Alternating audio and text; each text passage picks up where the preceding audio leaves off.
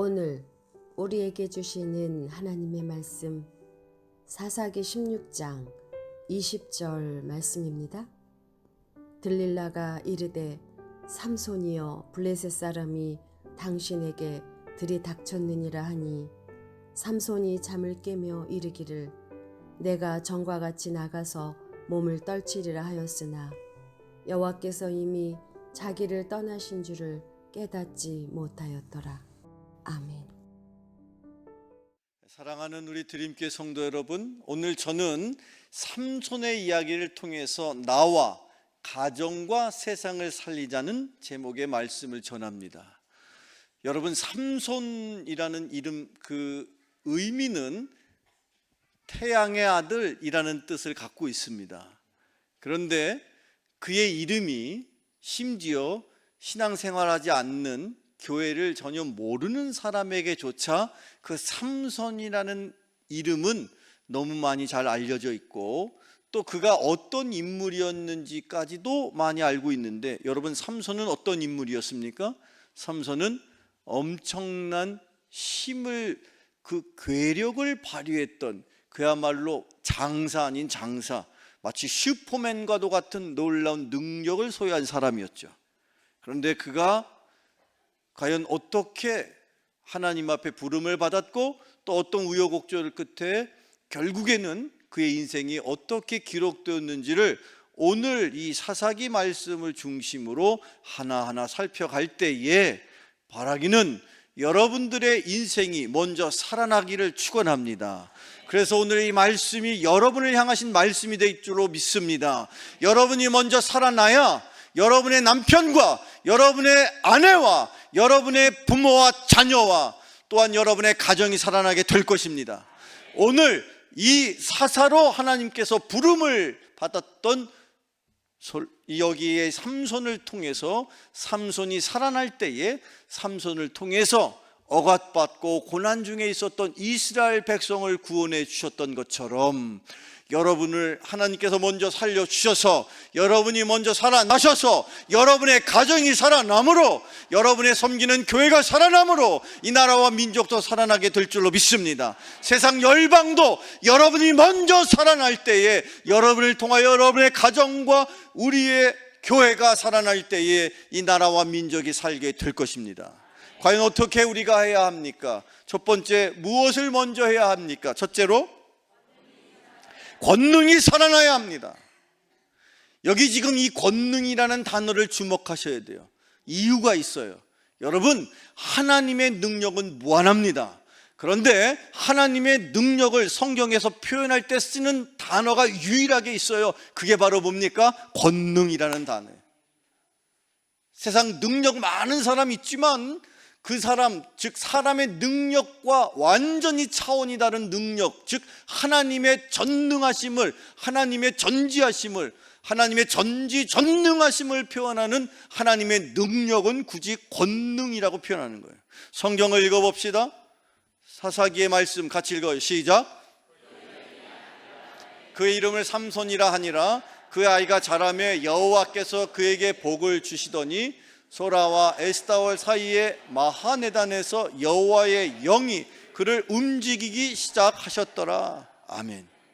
삼손이 괴력을 발휘할 수 있었던 근본 이유는 그의 아내, 그의 삶 속에 누가 그의 인생을 인도하셨습니까?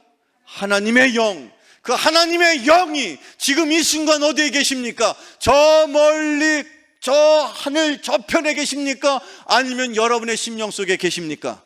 여러분의 심령 속에 계심을 믿으십니까? 그 여러분의 심령 속에 계셨던 그 하나님께서 오래전 삼손과도 함께 하셔서 삼손의 인생을 성령께서 하나님의 영이 직접 통치하시고 다스렸기 때문에 그의 삶 속의 능력은 인간의 능력이 아니라 삼손의 능력이 아니라 하나님의 영으로 인한 하나님의 능력이요, 그래서 그것을 권능이라고 말하는 것인데, 여러분 안에 계신 성령을 통하여 여러분의 인생의 능력 또한, 성령의 능력 또한 충만하시기를 축원합니다. 그 인생, 권능의 인생을 살아가는 여러분에게 축원합니다. 왜 그럴까요? 인간의 능력에는 한계가 있습니다.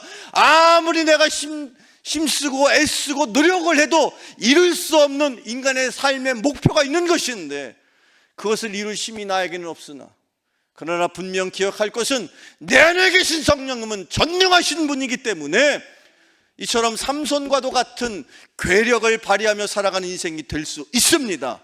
여러분 안에 권능이 회복되기를 축원합니다.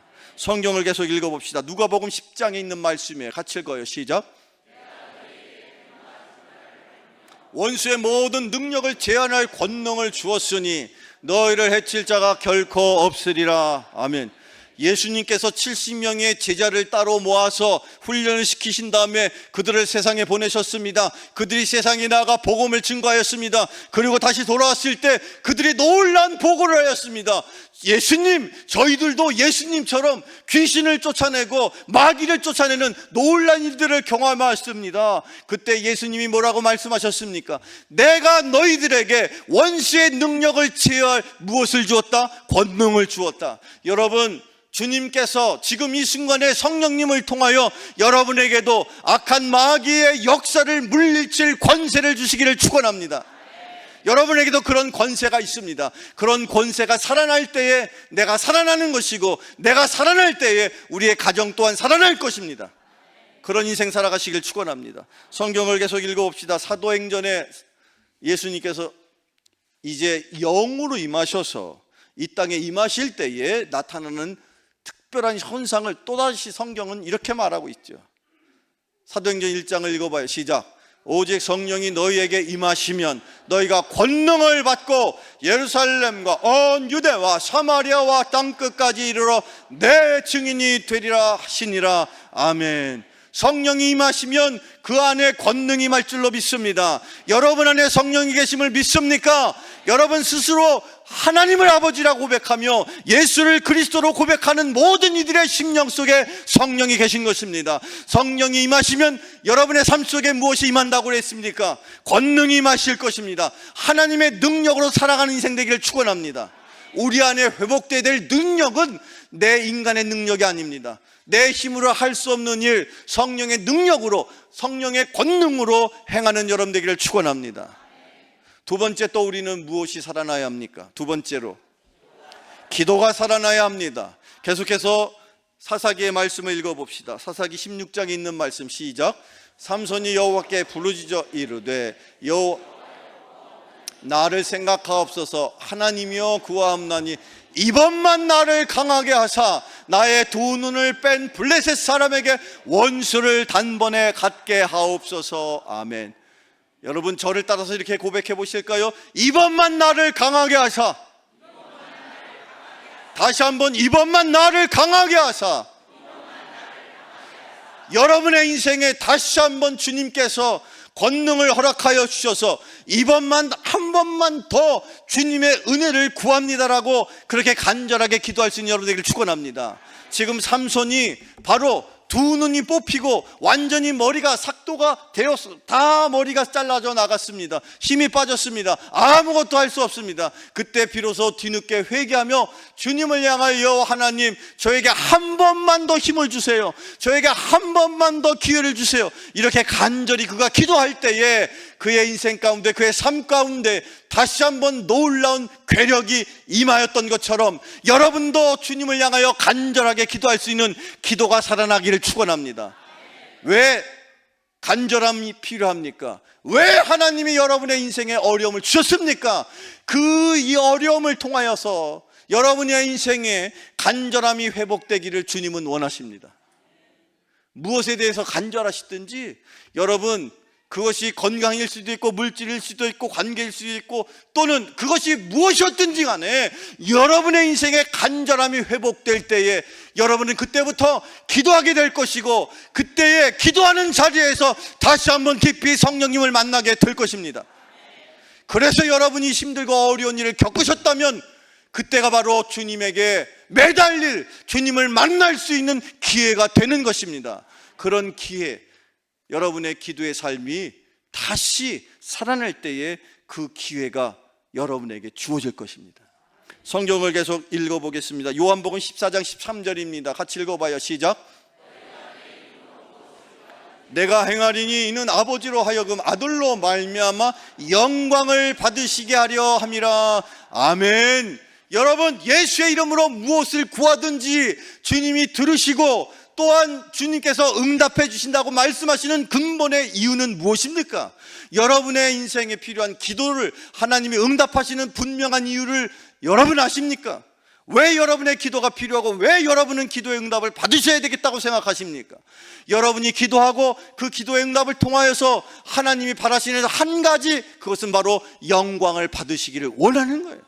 여러분의 인생이 하나님께 영광을 돌리는 인생 되기를 축원합니다. 여러분이 기도함으로 여러분이 말도 안 되는 기도를 해도 주님은요 다 주님의 뜻으로 다 바꾸셔서 여러분이 전혀 걱정하지 않도록 여러분의 기도를 다 예수님께서 걸러서 성령님을 통해서 걸러서 그렇게 하늘에 올라가는 거예요. 목사님, 저는 기도할 줄 모르는데요. 괜찮아. 여러분 안에 누가 계십니까? 성령님이 계시죠. 성경을 계속 읽어봅시다. 성경에 이렇게 말하고 있어요. 로마서 8장 26절 사도 바울은 우리에게 이렇게 권면합니다. 같이 읽어봐요. 시작. 이와 같이 성령도 우리의 연약함을 도우시나니 우리는 마땅히 기도할 바를 알지 못하나 오직 성령이 말할 수 없는 탄식으로 우리를 위하여 친히 간구하시느니라. 아멘. 여러분, 성경을 여러 번 읽어봐도 성경에 여기저기에 성령께서 우리를 도와주신다는 딱 한마디가 나오는데, 성령이 어느 때 우리를 도와주시느냐? 기도할 때 우리를 도와주십니다. 성령의 능력은 기도할 때 우리에게 임하는 것입니다. 왜 성령께서 기도할 때 우리를 도와주신다고 말씀하시느냐? 기도는 무엇입니까? 여러분의 인생에 어떠한 문제가 생기더라도 그 기도로 여러분의 인생에 메었던 것을 또는 여러분의 인생에 풀어야 할 것을 놓고 기도하신다면 여러분 그 기도 가운데 주님이 임재하시고 기도를 들어서 하나님 앞에 영광으로 그 기도의 응답을 주실 것입니다. 그 일을 위해서 우리에게 성령님을 보내신 것입니다. 여러분이 기도할 때 외롭고 힘들고 어렵다고 생각하지 마세요. 그 기도하는 순간 성령께서 내 안에서 나를 도와주고 계십니다. 성령께서 말할 수 없는 탄식으로 도와주시는데 왜 기도하지 않습니까? 여러분의 능력으로 행할 수 있는 일이 얼마나 된다고? 이후로 여러분의 인생은 권능의 인생, 주님이 주시는 능력으로 살아가시기를 축원합니다. 그런데 그 권능은 기도하는 자에게 임하는 것이에요. 그리고 성령은 다른 때 도와주신다고 한 적이 없어요. 왜 그럼 기도할 때만 도와주실까? 이유는 한 가지. 기도는 천국의 열쇠입니다. 기도로 풀지 못할 것이 없습니다. 여러분의 인생에 어떤 문제라도, 물질의 문제, 건강의 문제, 관계의 문제, 교육의 문제, 다양한 어떤 문제라도 여러분의 인생에 주어져 있는 천국의 열쇠를 넣어서 돌리면 열리게 될 줄로 믿으시기를 축원합니다. 그래서 성령은 우리를 도우시되 기도할 때 도와주시는 거예요. 계속해서 이렇게 우리 안에 권능이 살아나고 또 기도의 삶이 회복되어서 기도가 살아나면 그때 비로소 우리 안에 새로운 삶의 목표가 생기는 거예요. 그게 이름하여 뭡니까? 세 번째 우리가 살아나야 될 것이 무엇입니까? 세 번째? 그래요. 여러분의 인생에는 어떤 사명이 있을지 다 모르겠습니다만 사명이 없는 인생은 없어요. 그리고 사명이 없는 인생은 비록 숨은 쉬고 있어도 더 이상의 의미가 없습니다. 힘들고 어렵지만 사명을 붙드세요. 그러면 기도할 수밖에 없고, 그러면 성령께서 역사하시면 여러분의 인생에 권능이 임할 것입니다. 성경을 계속 읽어봅시다. 사사기 16장 30절입니다. 시작. 힘을 다하여 몸을 굽히매 그 집이 곧 무너져 그 안에 있는 모든 방백들과 온 백성에게 덮이니 삼손이 죽을 때에 죽인 자가 살았을 때의 죽인 자보다 더욱 많았더라. 삼손이요, 뒤늦게 회개하고 하나님 앞에 간절히 기도하면서 구했던 것, 왜 하나님 한 번만 더 저에게 힘을 주십시오라고 이야기했습니까? 이유는 한 가지. 당시에 블레셋인들을 물리치려고. 지금 블레셋인들이 다곤이라는 우상신을 섬기는 잔치를 벌리고 있어요.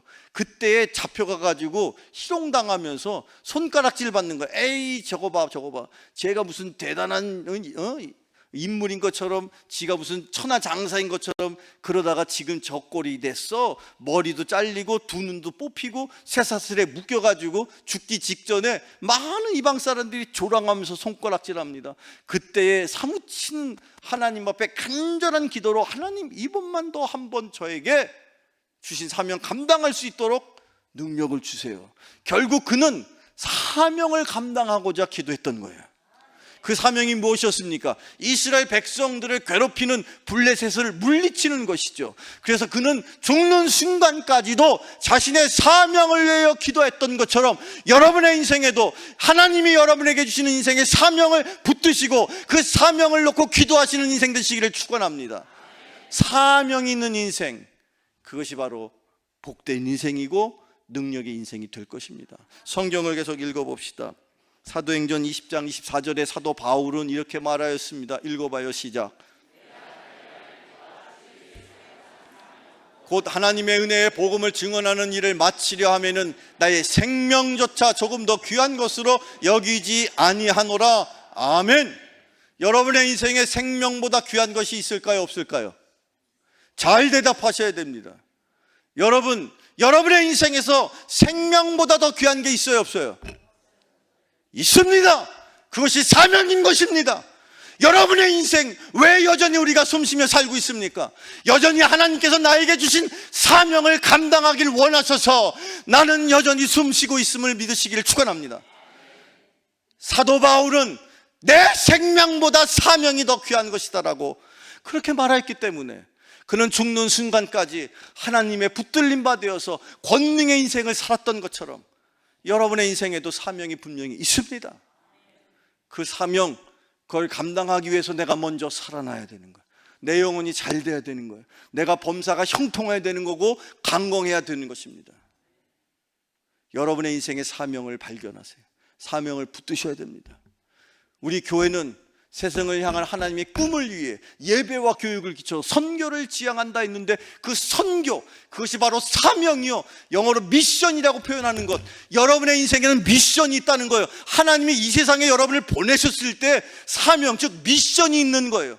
무엇이든지 하나님이 그것 때문에 여러분을 이 세상에 보내시는 거예요. 여러분의 인생의 사명을 붙드세요. 그때 비로소 내 인생은 진정한 인생을 사는 것입니다. 사명을 놓치는 인생, 그때 그 인생은 더 이상의 의미가 없는 것입니다. 여러분, 다시 묻겠습니다. 여러분의 인생에 생명보다 중요한 게 있어요, 없어요? 있습니다. 그것이 사명인 것입니다. 그 사명을 통해서 여러분의 인생의 권능이 회복되기를 축원합니다. 오늘 우리에게 주시는 마지막 말씀입니다. 마태복음 28장 20절. 예수님께서 당신이 이 땅에 임하셨을 때 당신의 사명을 다 감당하시고 나서 마지막 당신의 최후의 명령을, 당신의 최후의 사명을 우리에게 주셨습니다.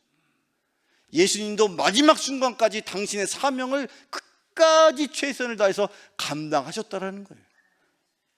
그 사명이 무엇일까요? 오늘의 마지막 말씀 같이 읽어봅시다. 시작. 가르쳐 지키게 하라. 볼지어다 내가 세상 끝날까지 너희와 항상 함께 있으리라 하시니라. 아멘. 세상 끝날까지 주님과 함께 하셔서 주님이 우리에게 주신 귀한 사명 잘 감당하며 살아가는 저와 여러분 되시기를 주님의 이름으로 축원합니다. 축원합니다. 기도하겠습니다. 주님, 오늘 말씀을 통해 우리에게 나와 가정과 세상을 살릴 수 있는 진리를 깨닫게 하시니 감사드립니다. 우리들의 삶을 돌아보며 내 안에 성령님의 권능이 살아나게 하시고 성령님과 함께하는 기도의 삶이 회복되게 하시며 각자의 인생에 맡겨주신 사명을 감당하며 살아가는 하나님의 자녀, 예수님의 온전한 제자들 다 되게 하여 주시옵소서. 예수님의 이름으로 기도하옵나이다. 아멘.